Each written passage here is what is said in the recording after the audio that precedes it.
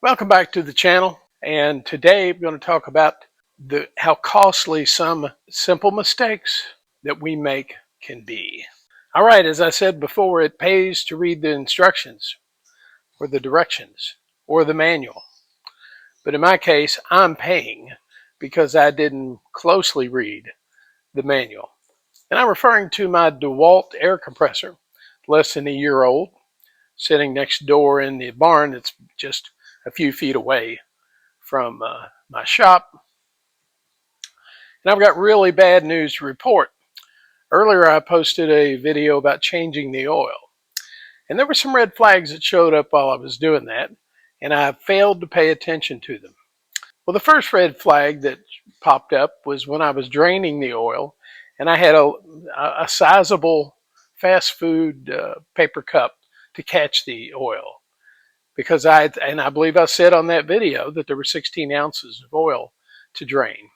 And this was the original oil, so it was due to be changed. And so, however, that cup ran over. There was much more oil than in that cup. It should have held 16 ounces easily, but it ran over. And I didn't have another cup handy, so I made kind of a mess that I had to clean up later. The good thing was the oil was in good shape. It wasn't nasty looking. All right, so I changed the oil, drained it all, and put the plug back in, and put in the 16 ounces of oil, which I swear is what I saw in the manual. 16 ounces of oil of synthetic compressor oil. And so that's what I bought and I put in it. All right, after that, after putting the oil in, I fired it up and it seemed to run okay. So then we left it and let it come back, get up to pressure. And so I ended up running it that day. I shot a review of a pneumatic paint shaker I bought from Harbor Freight. And I'll have to reshoot that video because the microphone battery that I use right here on my shirt, it died. I'm either going to have to do a voiceover, or more likely I'm just going to shoot the whole video over. So the pump was running away. So while I was running the pneumatic paint shaker and it was doing a good job shaking up a quart, I hear the compressor running in the barn next door, and then I hear the compressor shuts off and I hear something that didn't sound right. So I shut off the video and I went into the barn and I found the pulley on the compressor had come loose.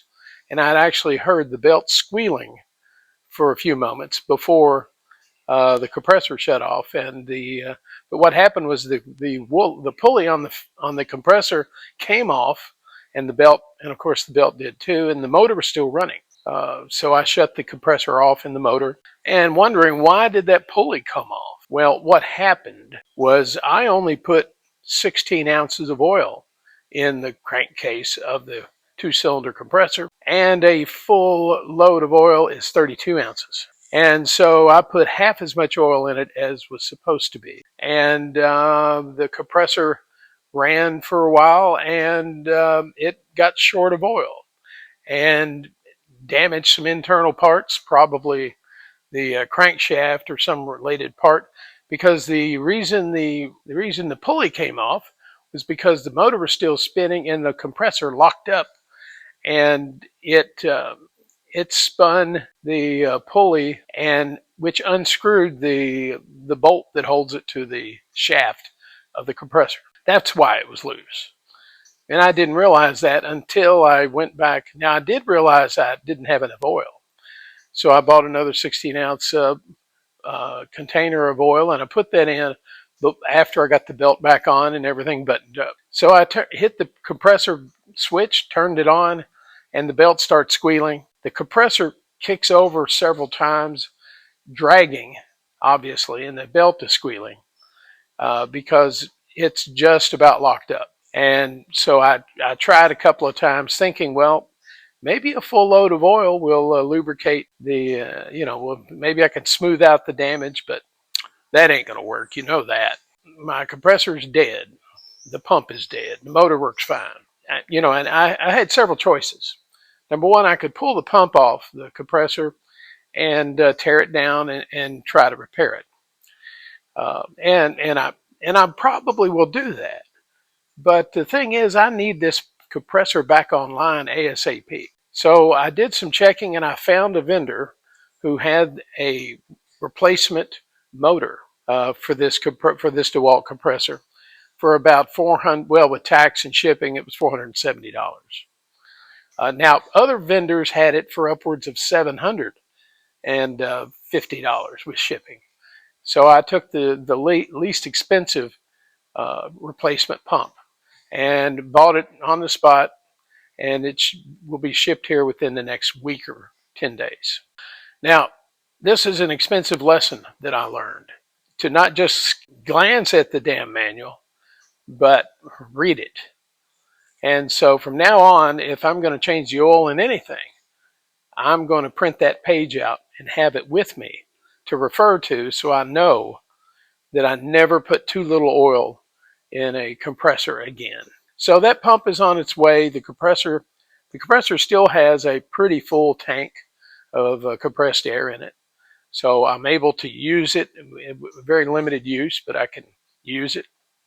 I aired up the tires on my mower earlier yesterday.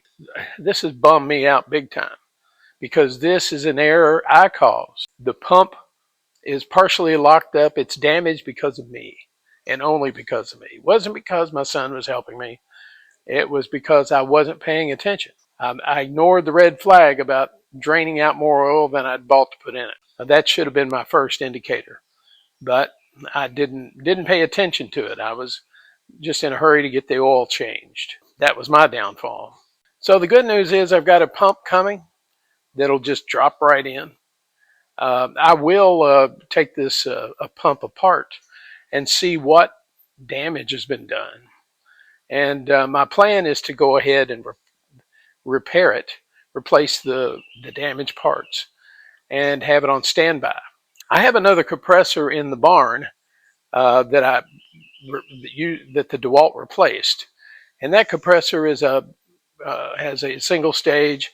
The top pressure for the pump, it automatically shuts off at 125 psi. That pump, however, wore incredibly fast, and it got to the point where it would have to run for 40 minutes or more to get to restore the tank back to 125 psi. And I will tell you, the DeWalt, when the DeWalt kicks on, it is back to top pressure in no time. It's a tremendous deal. But so I thought, well, if I can repair this pump, I could put it on the other compressor maybe. Now, at the time, it decided to quit. It never really actually quit. It just got to the point where it wouldn't hold pressure. I was looking at Harbor Freight, and Harbor Freight at that time had 2 replacement compressors available. And I thought about buying that and fixing it. But again, it gets down to how much downtime do you want? And these are generic compressors, air compressors, and you're going to have to do a little cobbling and a little work to get it plumbed in. Now I can do that, but I didn't want to spend the time. I had more important things going, and I needed air now, not 6 weeks from now. So anyway, I will have the new pump on, hopefully in the next 2 weeks, and then I'll be recording tearing down the original pump, and we'll see what's going on with it. And I don't know, it may be something I can plumb into the existing compressor. I would love to have a main compressor and a backup. The pump on the DeWalt is a high pressure pump, and it'll build very fast, does a very good job. I wouldn't mind putting it on the other compressor. It may be a big pain in the butt to try to get plumbed. So we'll see how that goes. That's the bad news, and the good news is I've got a replacement coming. And of course, DeWalt compressors aren't actually manufactured by DeWalt. And I don't know the name of the company, but I'm sure there are, you see the same compressors from lots of vendors, Home Depot, etc. And so they just paint them different colors and put a different name on it. But this DeWalt compressor I have, I love this model. It does a really good job when it's running, and I fully expect to have it back online before long. And then we'll take a look at that at the compressor and see what I have a feeling I can probably rebuild it for less than the cost of the replacement pump I've got coming. That's the news for today, and as soon as the new pump comes in, we'll get started. All right, guys, that's going to do it for the Shade Tree Garage. Please hit the thumbs up if you liked this video and consider subscribing. All right, they're calling for pretty weather this weekend for Mother's Day. Get out and enjoy cruising, or get out and have a picnic lunch with your wife and do something fun. All right, we'll see. We'll be back soon. All right, thanks for watching. We'll see you next time here in the Shade Tree Garage.